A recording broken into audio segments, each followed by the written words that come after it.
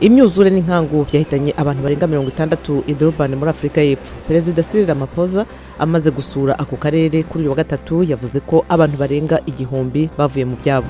Hafi 90% by'abatoye mu gihugu cya Misiri bemeje itegeko nshinga rivuguruye rishobora kongerera igihe Perezida Abdel Fattah el-Sisi ku buyobozi akaba yazageza mu 2030. Ibihumbi by'Abanyasudani bigaragambya bafashe gari ya moshi yabagejeje i Khartoum ejo kuwa kabiri bajya gushyigikira impirimbanyi zisaba igisirikare gusubiza abasivili ubutegetsi. Miliyari z'amadolari ziva muri zahabu muri Afrika zinjizwa rwihishwa muri leta ziyunze z'Abarabu buri mwaka.